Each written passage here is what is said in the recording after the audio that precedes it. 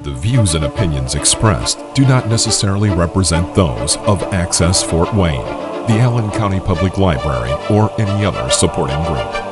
Access Fort Wayne is a department of the Allen County Public Library. If you or anyone you know might be interested in making a television show, please call 260-421-1250.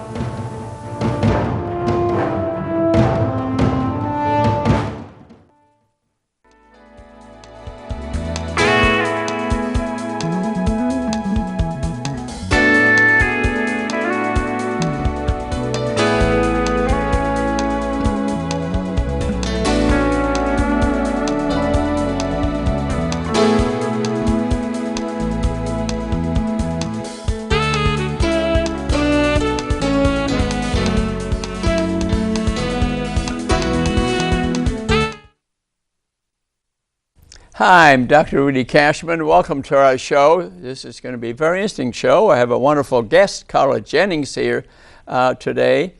Carla, why don't you tell us a little bit about yourself? Okay. Well, first of all, thank you for having me on the show. I am a Fort Wayne native, and I am married to Dr. Al Jennings, who pastors Summit Church. We've been here in Fort Wayne for almost 34 years. You got to be kidding. You don't look 30 years old. Well, thank you. We have 5 wonderful children and 3 grandchildren. Yeah. And I am also a personal trainer. And I have a fitness business that's called Fit for You. And our church is called Summit Church. Well, that's wonderful. Yeah. Actually, I've known you for a long time now, many years, but I didn't realize some of the other things that you're doing. But the 5 kids somehow I didn't know about. Isn't that wonderful? And you look healthy and 100% fit. She's an example of what I'm trying to teach.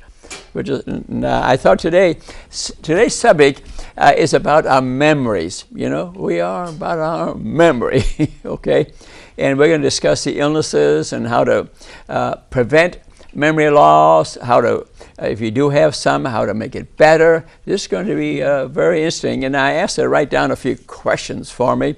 So what's the first question, Carla? All right. Well, this is something probably we all think about, but maybe never thought to ask a doctor. Yeah. What is memory? Yeah, what is memory? This is a great question. I mean, the ability to encrypt information that we receive, to store it. You know, it's like a computer up there. It's like a computer up there, and the ability to retrieve it, to bring it back out. We have short-term memories, okay? That memories that last just a few minutes. Some things that we think about or things that we want to do, we store it maybe 2 or 3 minutes. That's it, and it's gone.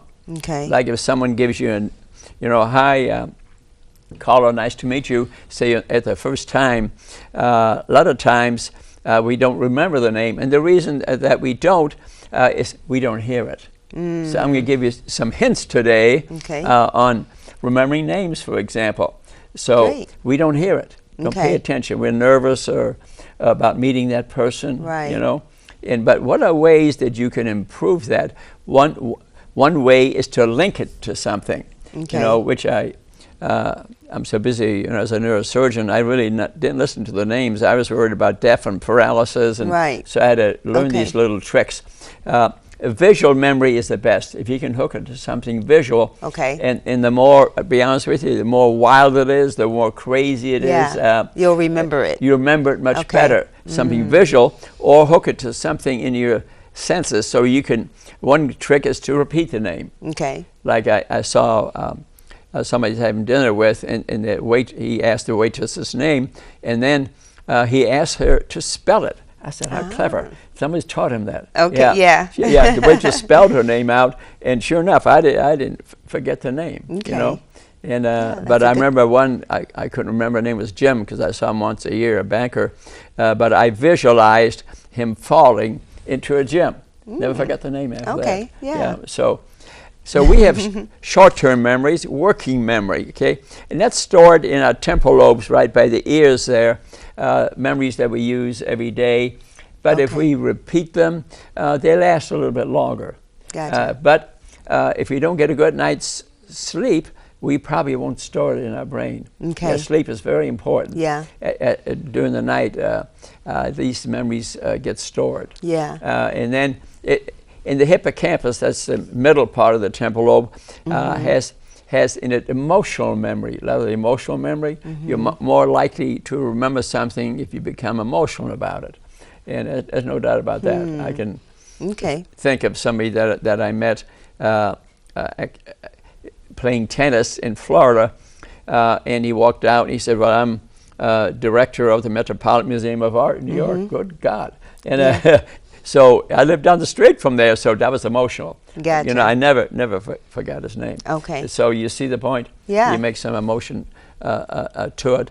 And then we have long-term memory. A long-term memory is stored all over the brain. All over the brain. Okay. Yeah, and we remember things in the past a lot more than things in the present because our brain tries to clean itself and gets rid of recent memories more. So, like my mother, you know, at 95 years old, my God, she could repeat to me poetry from high school. Can you imagine that? Wow. One after the other. That's pretty incredible. One after the other. But say, what's my name? Oma, she was German. Oma, she couldn't remember my name, you know, at 97. Isn't that interesting? But ask her to repeat a poem, even give them the name from somebody 50 years ago. That's she came up with it like that. Yeah. So that's short-term memory, you know, long-term memory. You know, you hear a lot about these football injuries now. Yeah. You know, that we see, and they lose. A lot of them lose their short-term memory. Ah, okay. But what people forget, though, is that a lot of them are diabetics, too. They're unhealthy. So it's not just the injury to the head. Okay. So it's a little bit, you know, more than... So you said something, Doc. You said some of the athletes that may have had head injuries, that they are diabetics, and they look so healthy. Yeah, I know. So how is that the case? And that's... And I don't mean to turn it from memory to that. No, I think it is, because the CTE, you read about a lot in the newspapers today, and they're all trying to relate it, you know, to the football injury. Okay. That's where the money is, Carla. You know what I mean? No one's bringing up that most of them are diabetics. If you get a pot belly, you're a diabetic. Hate to bring it up, you're a diabetic. And most of them, you know, big guys, pot belly, they're diabetics. And diabetes is the biggest cause of dementia. Yeah, the biggest cause of dementia. And that's number one. Nutrition is really the number one cause of it. Okay. And I brought with me 2 books, which I'll just hold up a minute, which I encourage you to read. One is on Alzheimer's disease, which we all hear about a lot, and dementia, cause of memory loss, and by Dale Bredesen, and The Better Brain Solution by Stephen Masley. Also, these are very good books on the memory. Okay. Yeah. So where in the brain is the memory stored? Yeah, this is an excellent question.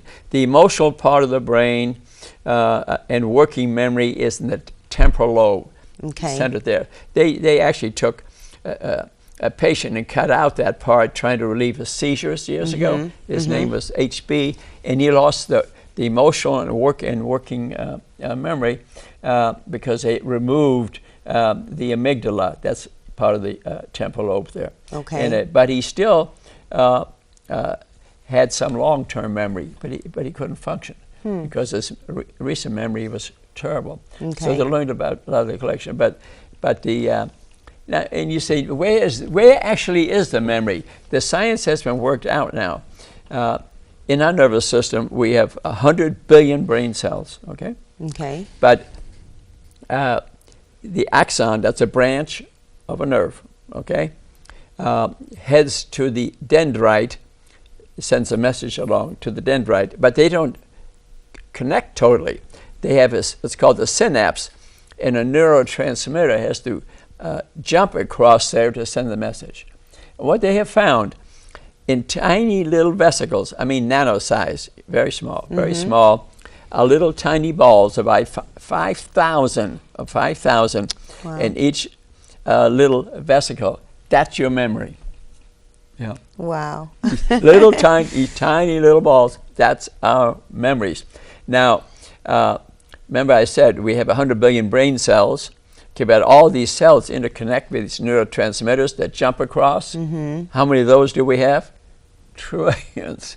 Trillions. Wow. Yeah, more than stars in the universe. Oh my. Yeah, so that's how complex, you know, the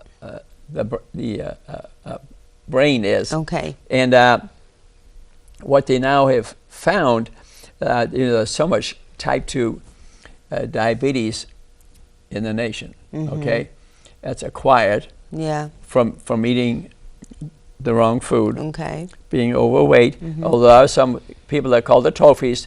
They're thin on the outside, but they have fatty liver, and they have type 2 diabetes. Okay, where the serum insulin is up to push the sugar into the cell to make energy. Okay. Okay. That's type 2 diabetes. That's the biggest cause of this, and people feel now, and it's based in these books too, and my own experience from teaching it, that probably 50% of the millennials are pre-diabetic. Wow. And heading to memory loss and dementia. Okay. 90% of that can be prevented. Yeah. I mean, what an opportunity, you know. That's why we're really, you know, having this show today. Yeah. So do you feel, Doc, that it speaks to, with it being the millennials in that predicament, do you feel it has a lot to do with, you know, when we talked about, you know, the meals and the food, how it's being prepared these days, how it's put on in our grocery stores, in our produce section, is that contributing to what's happening? Absolutely. It depends how you look at it. It's processed food is what it's all about. Okay. They took the nutrients out of the food. We need to eat food as fresh vegetables, for example, and living foods. Yeah, and meat products have in them nitroamines and so much fat. They form what's called insulin resistance, and that can start at a significant young age. We're seeing teenagers now. Who have type 2 diabetes. Yeah. Type 1 is where your pancreas is dead, usually autoimmune disease, and there's no insulin. Okay. Type 2 is every cell in your body, 70 trillion cells we got. Okay. Every million. Every cell has on these receptors. That's how a chemical sends a message to the cell. Okay.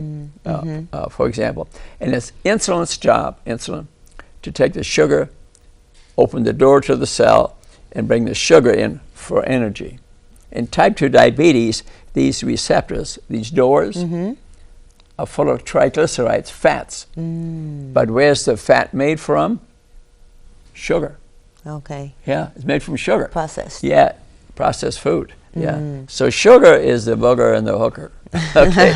Yeah. They may tell you it was the fat. I mean, they're bad fats, omega-6 fats. They're not good. But sugar is the main one that causes the triglycerides. Okay. And so when we're screening people today, they just get a blood sugar.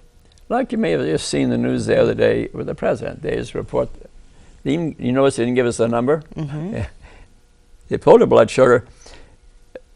But to be honest with you, they should have gotten the serum insulin. They may have. Maybe they're not telling to us. I don't know. But odds are they didn't pull it. People are not screening people with serum insulin. That's a mistake.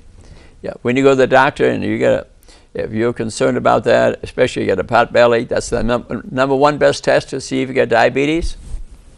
Belly measurement. Okay. Yeah. That's the number one best test.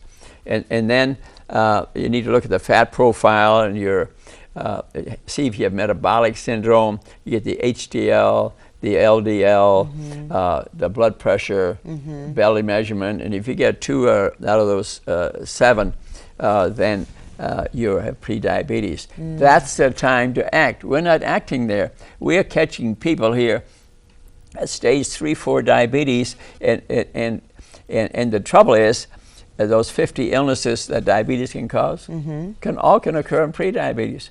See, the public, I don't think knows that, and I believe me, I've lived that world, and I teach it, and people have unannounced heart attacks, just like you hear about. Oh, they were found dead in bed. Well, what do you think? Most of those are pre-diabetics, and the first sign of heart disease is not angina. Sometimes it is. You know what the first sign of heart disease in most cases? Yeah. Sudden death. Do you see why I'm excited that we think that we need to test people much earlier? That's why. Because now then it's too late. Then it's too late. They're gone. Yeah. Especially, say, if you get hypertension. Most common cause of hypertension, type 2 diabetes. And they're giving you all kind of pills for hypertension.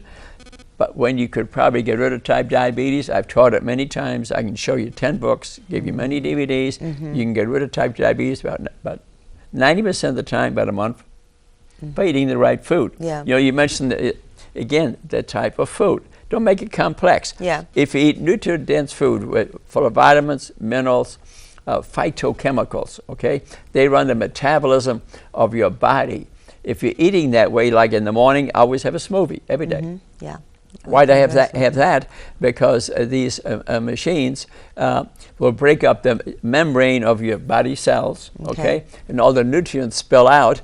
And if you add a little curcumin and spinach and kale and maybe some frozen fruit, for example, and some nuts and whatever else you want to throw in there, and I have it every morning. I had it this morning. I won't be hungry till 4 or 5 o'clock. And because why? They fulfilled my nutrient need. Okay, they fulfilled my nutrient need. Yeah. And the thing on the so eating right is not difficult. Okay, you know what I mean? Yeah, I think a lot of times it's the time. People have to take time to. Yeah, but if you think ahead and properly prepare, they've studied it. The time maybe even takes less time. Yeah, because you can fix beans, which are very healthy because they're full of fiber and good carbohydrates. They can last 3-4 days, for example. Yeah. You just got to plant it. You have to have knowledge. Yeah. The reason I'm here is to promote knowledge. Yeah. But this is related to one of the complications of type diabetes, which is memory loss. So what I'm saying is we can avoid memory loss. Yeah.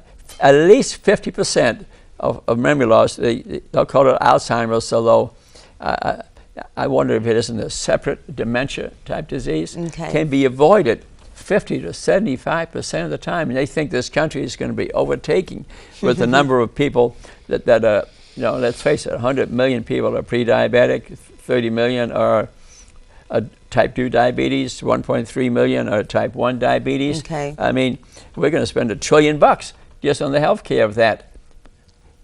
How much time are we spending on preventing it? Very little. So what are some of the diseases that are contributing to memory loss? Yeah. What are some of those? Let's take it further. We call it Alzheimer's disease or dementia. That's about 75% of it, okay? Okay. Alzheimer described this at the beginning of the last century. He's just describing a patient, and there can be genetic changes. How much does genes have to do with it? Yeah. And they talk about the APO3 and the APO4. That's a gene. If you have the double gene, the APO4 double gene, 90% chance that you will develop severe dementia. 90%. Okay. That's genetic, but the incidence of that is very low. Okay. 5% maybe at best, and some of that is genetic expression. If you were to eat right, exercise, for example, maybe take some omega-3 fats, for example, you could avoid, there'd be no gene expression, okay? Just because you get the gene is not guaranteed that you're going to have it. Right. That's the reason, you know, unless it's a horrible problem in your family, I'm not that hot on gene testing. I mean, you want to know at age 35 that you get the APO4 gene, the one mother from the father, you got 2 of these genes, 90% diabetes. You want to know that? No. No, I don't want to know that. But I'm going to, Yeah, some people do, but no, I'm not one for wanting to know. Yeah, I don't want to. Yeah, and it's okay. It's not a wrong thing. It's just a preference, right? Yeah, it's a preference. I mean, I'd rather do everything I can to have a healthy brain to begin with. You know what I mean? Yeah. One of which is to keep a normal weight, exercise regularly. Use the thing. Right, exercise your brain just like you exercise, or your memory just like you exercise your body. Yoga with you, that you also do things to exercise your brain, from music to cards to dancing or puzzles. And you can actually go into KachmannHealth.com, one of my websites, and I have on there called Rudy's Brain Gym. Yeah, that'll keep you busy a couple of months. It's like word of the day, spelling of the day, type of music, and other websites. It leads to brain gym videos, everything to sharpen up your brain. But isn't it wonderful that most of the memory things, but there are other diseases besides Alzheimer's disease, dementia. Jakob Creutzfeldt is a disease. What's it? Say that again. Jakob Creutzfeldt, German names. Yeah, that's a severe degenerative disease, and people don't do well with that. Other ones can be from toxins and poisons you're exposed to. I know of a guy had an apple farm, peach farm, and he was always spraying, always spraying. Now, no 100%, but he, very well-known person in town, and he died from severe dementia. It was, the reason I think it was those sprays, because he used them all the time, is that the guy he bought the sprays from, he died too of an unusual illness, of memory loss, dementia, you know what I mean? And and alcohol helps, contributes destructive to the brain, I was a neurosurgeon, so I treated alcoholics a lot because their brain severely shrinks because then they have memory loss. It'll drop that far off the skull. Wow. Yeah. And and then they get blood clots, and then they make holes to drain them out. But the brain, raises back up, but it never returns to normal size. So, is it alcohol is destructive. It really kills the cells. Okay. It'll do that. So will smoking, not as badly. Okay. Smoking will kill some brain cells. Wow. Yeah. So will heart disease, with increased rates of strokes and affect memory. If you have advanced vascular disease, I mean, they can, when you have physical, they'll check the thickness of your artery vessels, an IMT test. Okay. And if that's abnormal, you're more likely to have a memory problem because of atherosclerosis. So heart disease is related to memory loss significantly. Yeah. I'm thinking about a scripture that talks about how our body need one another. Yeah. Like the hands can't say to the arms, I don't need you. Yeah. Or the feet can't say to the legs, I don't need you. So I love the idea how our body is connected to each organ, each piece is connected. And how God is so smart, and how He created us to for our bodies to function together, because when like if you hit your toe, your whole body hurts. And so it is, with our memory, with our minds, when we're not thinking correctly, when we are not taking care of our bodies and putting things in it, it may affect one area, but it'll eventually affect something else because it works together. You're exactly right. Matter of fact, 1,000 years ago maybe, they thought it was the heart that ran the body. But we now know it's the brain. But our thought process too affects it. We can cause the release of neurotransmitters by a thought process. Yes. Candace Pert wrote a book called Molecules of Emotion. She discovered these receptors in our thought process can affect the rest of the body. So when you speak about the brain, I'm glad you didn't ask me, but I bring it up now. Maybe the brain isn't just in the skull. We have muscle memory. Yes. As an athletic teacher, we have muscle memory stored in muscles. In our muscles. So, but why does diabetes cause this memory loss? And they cover theories now. when they autopsied people who have really advanced memory loss, they found something called fibrillary tangles in amyloid. Those are proteins that deposit in the cell itself. Okay, that's the amyloid, and then fibrillary tangles, which go these axons and dendrites and gobble them up. They're protein deposits, and a doctor, a researcher from New York, a lady, discovered that if our insulin levels elevated because of diabetes, and the brain lives on sugar. It's a sugar feeder mainly. Okay, 90% is a sugar feeder. So there's a lot of insulin up there, and actually, and the insulin does its job and then has to be destroyed. Okay, there's a certain enzyme that does that, and they find when the insulin level is so elevated in the brain, this enzyme in the brain has so much work to do, and there's so much of it that it gets rid of the insulin, all right, but its other job is to get rid of the amyloid. It doesn't get rid of it. So there's more of it, and it gobbles up nerve conduction, and that's what the memory is due to.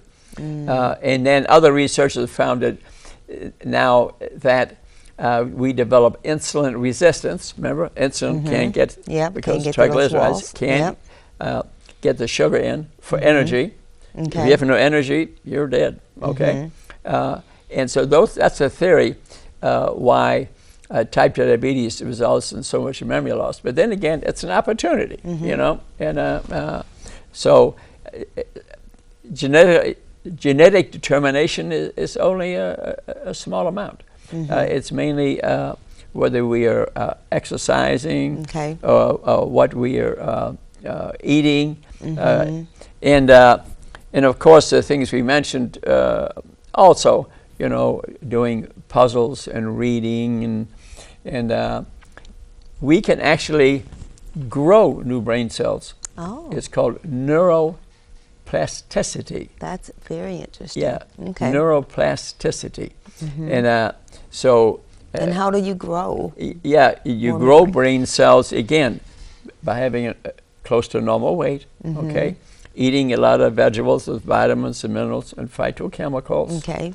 Maybe not smoking. And maybe consuming no more than 2 or 3 glasses of wine a week, for example. If you don't drink, don't start. And I don't drink, and I doubt you drink. No, I don't. Occasional glass of wine, maybe. But that's... so we become dependent on it. It's destructive to the brain. I've seen brains just disappear from drinking, and it'll be followed by memory loss. Another interesting thing is people are severely overweight. They have measured their brains. You know what? What? Smaller. Wow. Yeah. Interesting. And it probably is related to that. They're not admitting to it, but they've, you know, developed memory loss. So then it's not, and we can get. You said something to make me think. So memory diseases or memory loss is not just for the elderly, or doesn't just affect the elderly. Is that correct? You're absolutely correct. Okay. It's part of the natural development as we get a day older. Okay. And partly because as people get older, they develop insulin resistance. Yeah, where insulin can get too. You get the sugar in there for energy, and it occurs all over the body. And you develop that because of abnormal fats, too much sugar. Remember I said too much sugar? And that's more likely to occur as we get a day older. 50% of the people at age 85 have significant memory loss. But what I am saying is, with proper lifestyle, You're a testament. most of it can be avoided. Yeah. But we have to do those things. We don't have to just to accept that.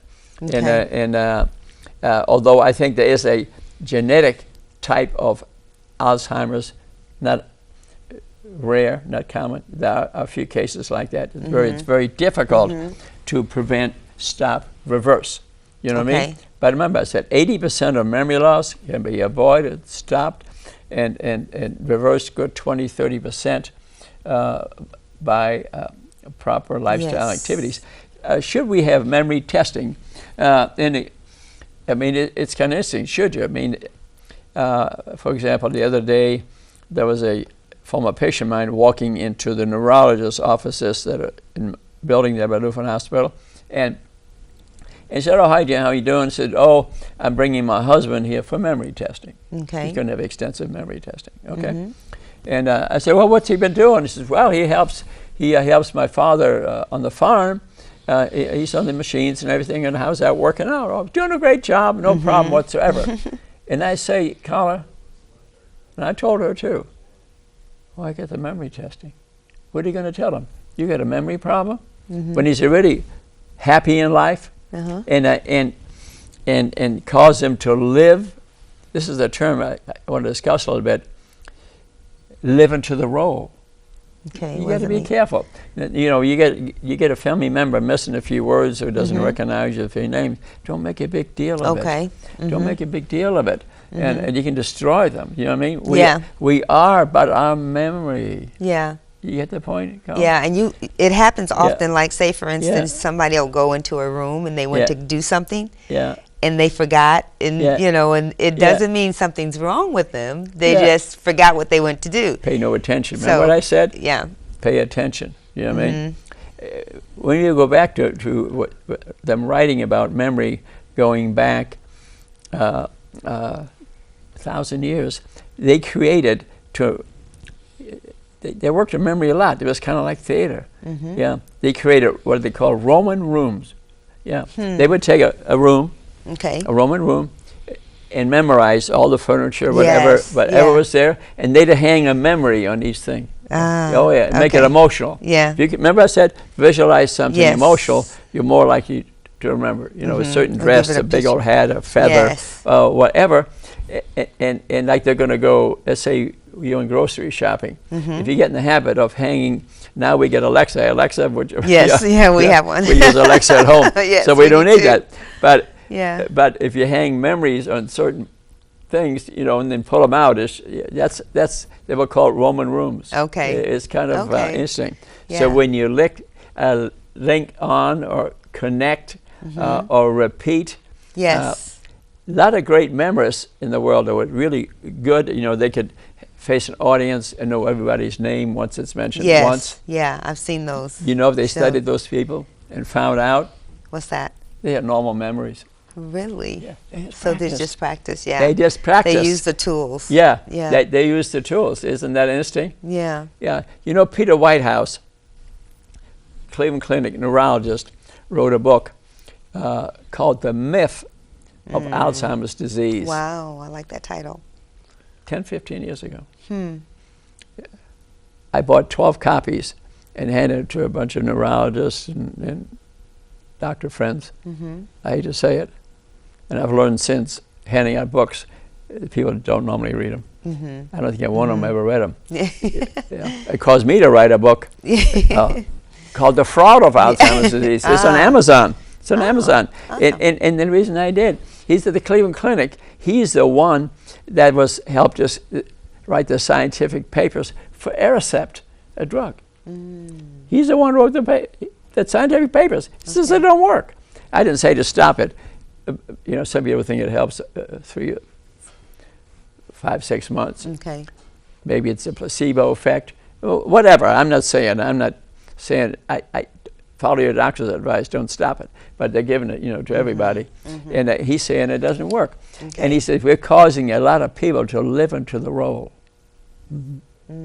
Yeah. So, which kind of leads me, a great book to read. Peter Whitehouse. Interesting. It's caused me to write a book about it because we're telling all these people, you know, you got Alzheimer's disease. Have a nice day. Well, what does that result in? You know what I mean? But some families is so devastating. Certainly they got to know, but you know, you go to some of the rehab center, nursing home, it says Alzheimer's unit. I mean, you have any kind of memory. Do you want that up there? You know what I mean? Couldn't we name it something else? Yes. and I had a family member that happened to, actually, and you know, she knew what that name meant. You know what I mean? Right. I don't think that's fair. I made some house calls. This is fascinating, really. I made some house calls on probably about 6 Amish people because I'm German originally, and I speak, so I can speak with them, you know. And got myself invited to one of them, and I asked them about it, what they do if somebody has some memory loss and things like that. And the guy, the senior, a guy looked me square in the eye and says, "We never heard of such a disease. We just give them a job." Wow. You see the point? You know, if you get somebody with memory loss, give them a hug, give them a kiss. Don't even bring the word up. I mean, there's some that's so advanced, you got to put them here. I'll admit that, no doubt about it. But majority, show them love, give them a hug. Give them a hug, and don't stop reminding them, you know, you're missing this and missing that word. Right. It's a natural process of aging to the point. Yeah. But if they're, say, way obvious type 2 diabetic, undiagnosed, it's so rampant today that I see people who get pretty good bellies on them, and I'm not trying to be critical. It's a judgment-free zone. Yeah. But they're diabetics. For Pete's sake, if you're in the right test, you run a glucose tolerance test, get a serum insulin and blood sugar, you'll find 90% of them are diabetic.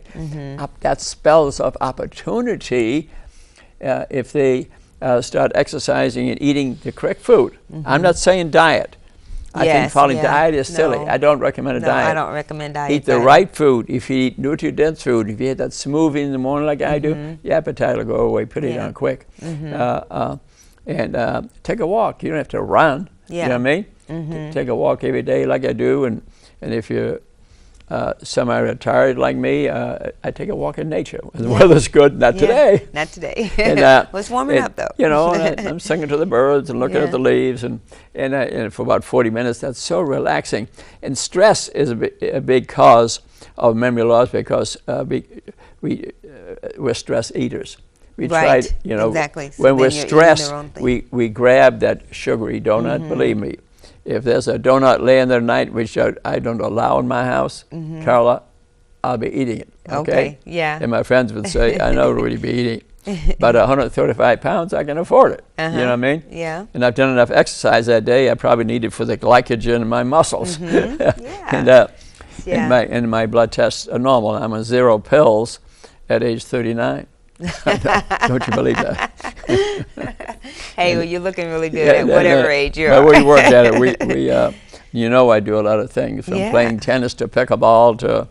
Right. I won't tell you the latest sport I took up because you won't stop laughing. Okay. Because the person enjoyed. Well, I'm going to tell you anyway. I took up tap dancing. You did? No, I wouldn't laugh. I think that's for awesome. about 3-4 months, and I thought maybe I could bring it back to this town because it's. Don't take it up if you're unsteady. It's, you know, it's to me. That's great. I just love for you. Take up music. Yeah. Any other question I can answer for you? Yeah. So let's talk about meditation. So one of the things. First of all, the question is, does meditation help memory? And I know in the scriptures it talks about meditating means to mutter, which we say, you speak out. And so you're taking a scripture and you begin to, you know, you visualize that in your head and you get it down in your heart and you speak it out of your mouth, which that's a part of the meditation that I practice, right? And so, but then there's also a silent meditation where you sit, especially like in yoga. There's so does that in your practice as a doctor, does that help memory? Absolutely, because you know, one is reduces stress. You see what I mean? Yes. And then maybe repeat a mantra, you know, God, God, God, or whatever, to quiet your mind. You don't think of the past, you don't think of the future.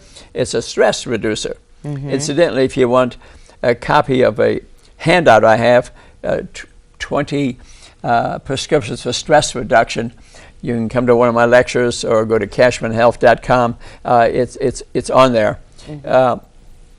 And meditation is an excellent way to quiet a mind because we are stress eaters. Most stress people have big pot bellies on them, and that's the reason for some of this, us eating this fast food and awful food. It's time too, but a lot of it's just it's a quick fix. Yeah, you know what I mean. It's a drink, a sugar. Gary Taubes wrote a book called The Case Against Sugar. It just came out. Yeah, excellent book. And it summarizes the history of sugar. And a good book for them to read. I think meditation is great. And then and you teach yoga, right? Yeah, that's another. Yep, I also teach yoga as well as just circuit training and boot camps and things of that nature. Yeah. Yeah, and yoga Now, I see people doing yoga. They seem to have very strong local muscles.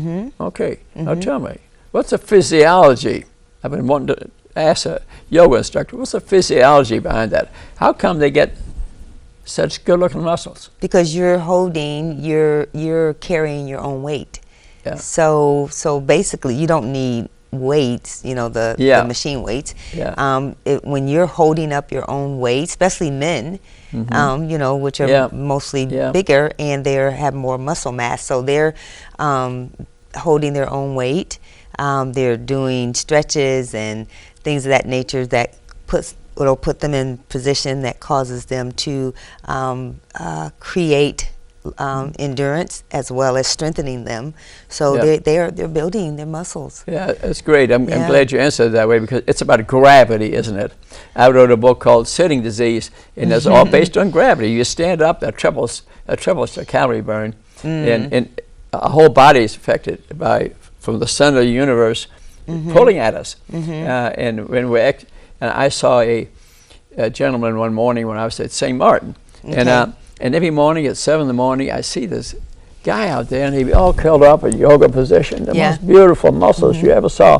Then I saw him in the pool one day, and I talked to him. He had been a flyer for United Airlines, and just flew one way. I think he flew from Denver to Costa Rica. That was his only flight. And he was getting bigger and bigger, and he's got type 2 diabetes, and he must have gone to an instructor like you. And now he took up yoga, and to be honest with you, he looked like a movie star. Actually, I've done that to a guy at Planet Fitness. He weighed 380, and one morning I go in there on a Saturday, 30,000 members, only 10 people working out. Yeah, they find only 10% of people work out regularly, although they're members. Interesting. But it's cheap. And you go to Planet Fitness now, man, it's great. It's full. It's wonderful. And he said, "Doctor, you remember me?" And I looked at him, and I said, "No, I really don't." He said, "Well, a year ago, you gave me a talk on getting rid of my diabetes. I weighed 380. Wow. You now weigh 210. He says, "Then I'm going to show you something where you will remember me." He walks me outside, and there's this truck. On weekends, he knows all Planet Fitnesses and shopping centers. So he parked the thing there. And he stays in there and then works out and takes a shower and gets back in. Saves a lot of money. Okay. And so then he shows me, I had taught him to use a crock pot. To use vegetables and some chicken after 10 hours. He had a nice dinner. He had beans in there and all sorts of things. And man, it's a wonderful story. I mean, I don't get credit. He did it. Yeah, well, you encouraged him. That's awesome. I may give him a 10-minute talk, you know what I mean? But no medications. Yeah. And I have a picture of him on my phone. And that's awesome. His wife wouldn't let me get a pre-picture. She says, "You'll just put it on TV." You're absolutely right. Yeah. So never underestimate the power of 10 minutes, right? You know what I mean? and to pull religion into changing, I think is a good thing. There's a thing, I don't know how many are familiar with it, but you can pull it up on your computer, the Daniel Plan, where people will take religion and spirituality to teach you to become well. I think it's a great method. And it's consistent with all religions. You can pull up on the computer. There's a book called the Daniel Book, and if you need that little that bit boost. Extra boost, which let's face it, we all do. We all do. Healthy boosts are great. And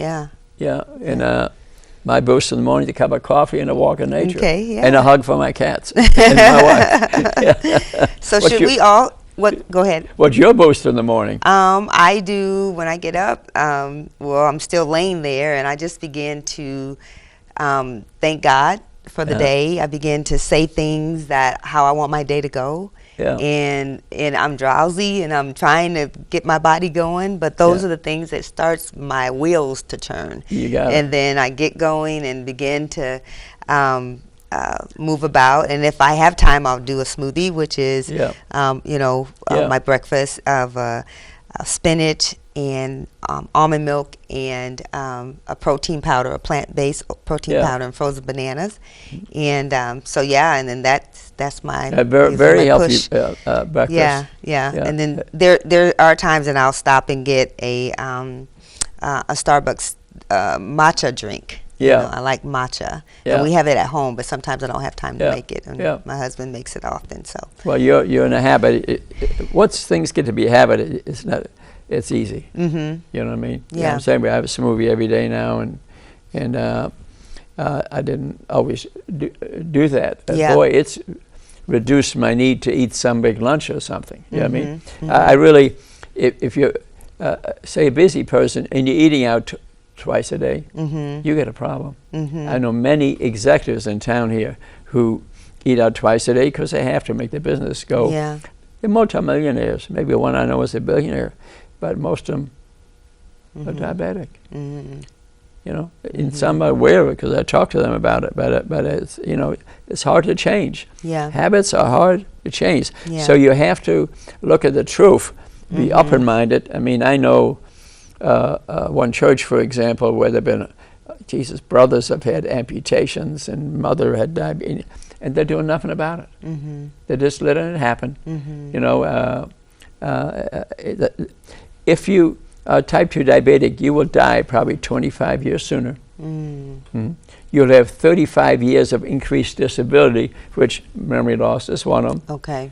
Heart attacks, strokes, Mm-hmm. liver transplants, kidney transplants, skin rashes, dementia is a big one. That's really on top of all that. 75% of dementia, contrary to what the government's saying, is preventable.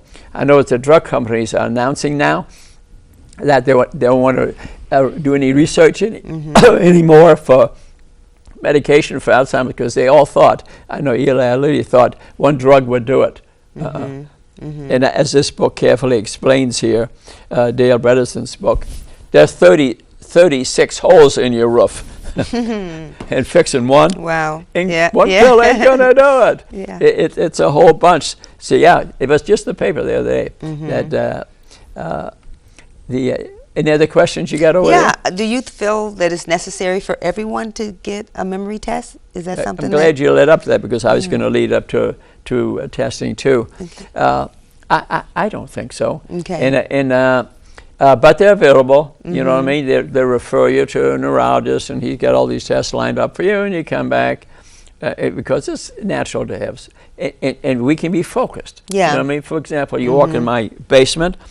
1,200 books are down there. I've read every damn one of them. So ask me questions about those, I probably do pretty good. Okay. You ask me about another field, I may not do so good. I don't know how I do in a memory test. Okay. And I don't want to know. I'm leading a happy life and doing all these things. And you see my point? I mean, we can have subjective memory problems, like names, for example. Okay. And I noticed years ago, being a neurosurgeon, I was interested in life and death. Names didn't interest me. Your son's going to die. Your son's going to recover. Your daughter has got water on the brain. You've got cancer of the brain from smoking. I mean, this is how my day was. Yeah. Do you think I was interested in the person's name? I didn't even pay attention to it. I had to literally learn to hook and link to remember names. Okay. Now I'm significantly better at it. I'm still not perfect at it. So it's a matter of habit. Yeah. So we have subjective memory loss, so where we notice some of that, and then it can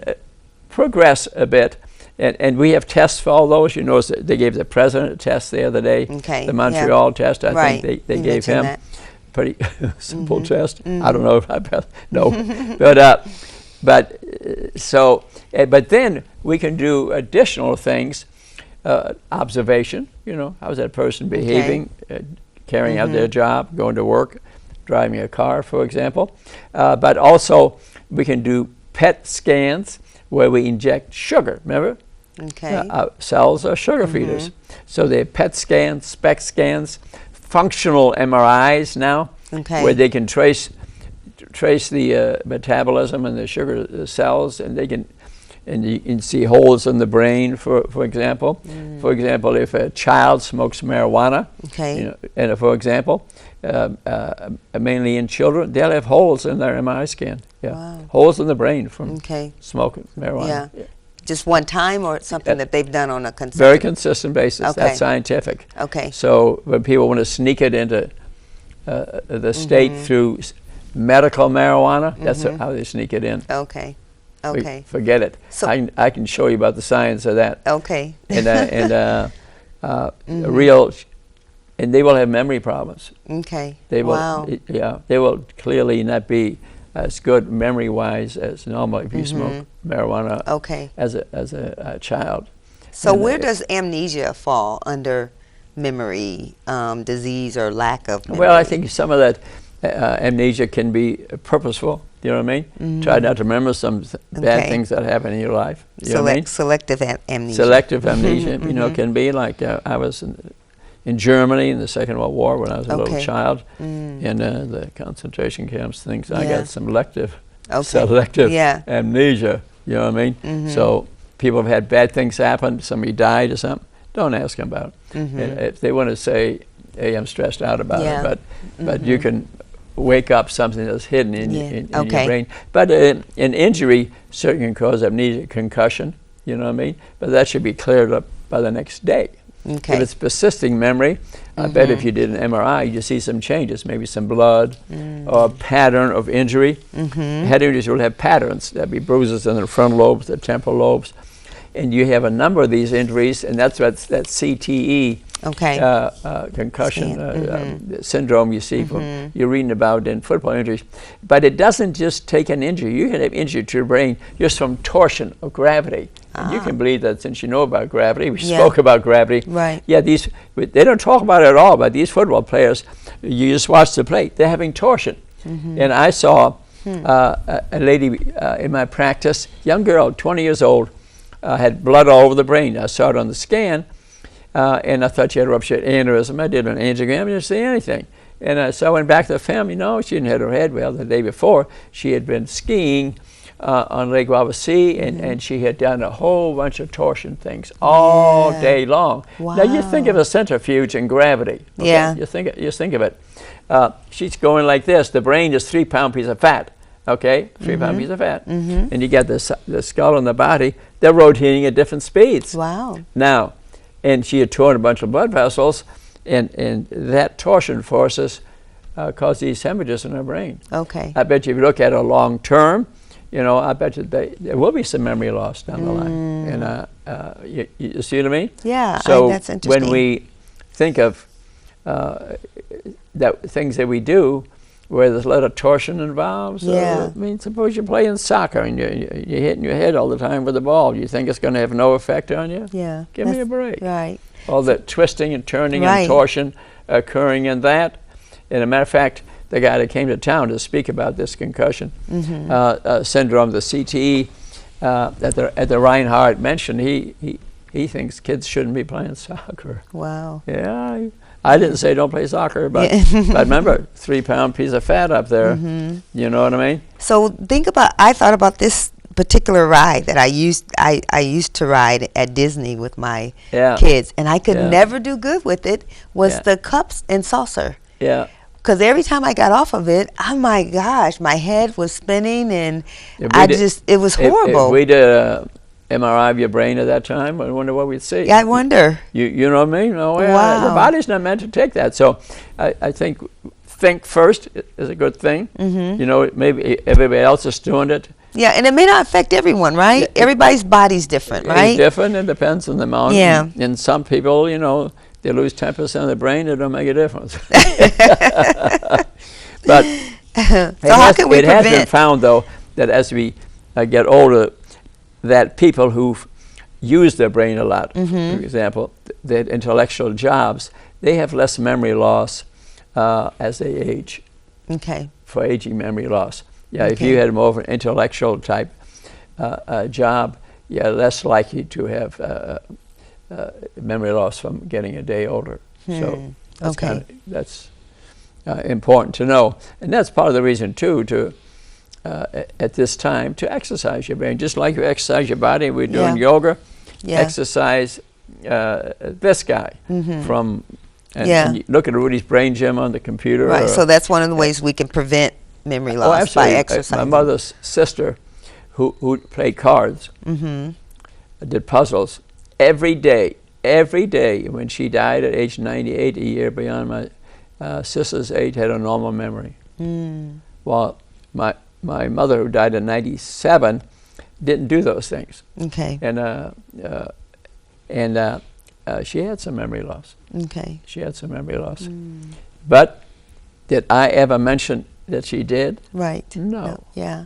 And I didn't know as much about it as I know now. I would have had to do some different things. You know what I mean? Yeah. Yeah. Then she had another sister who, in Germany, because she had an abusive husband, drank a lot.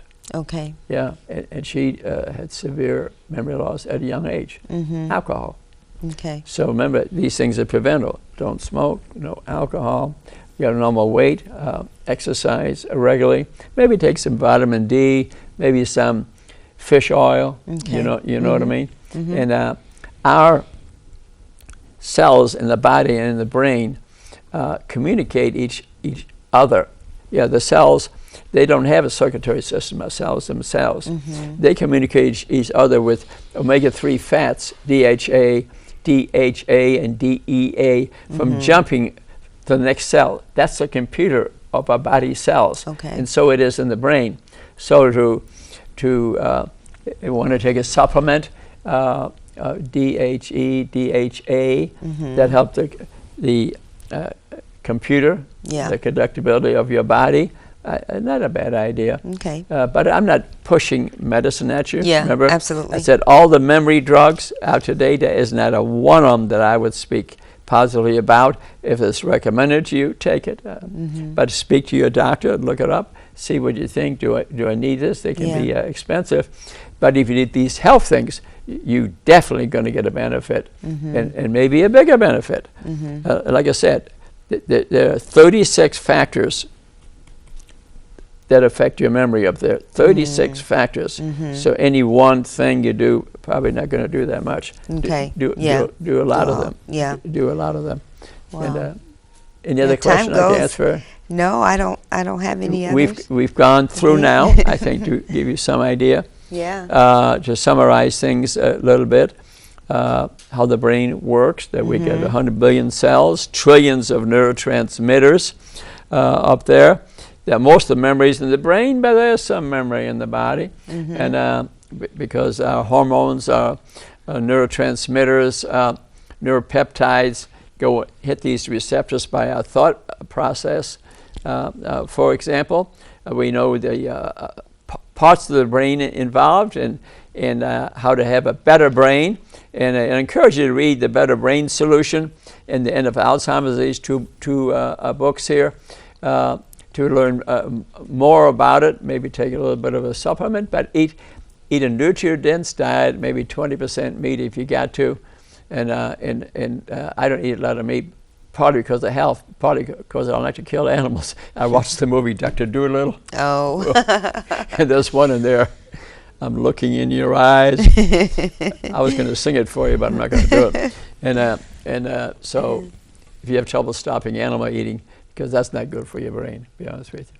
Helps cause diabetes. Thanks for watching our show here. Look at KachmannHealth.com.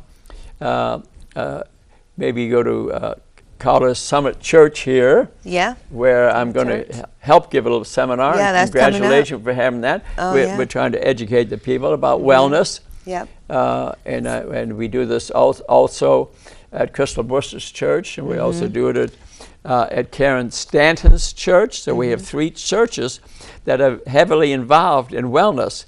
They're doing God's work, aren't you? I mean, yeah, really. Absolutely. You know what I mean? That's real religion. And being healthy is part of doing what we need to do for God. We need to be healthy to do it. The way I feel about the body of God is within you. So you got to respect your body. Yeah, you got to respect your body. Absolutely. And watch some of our other shows.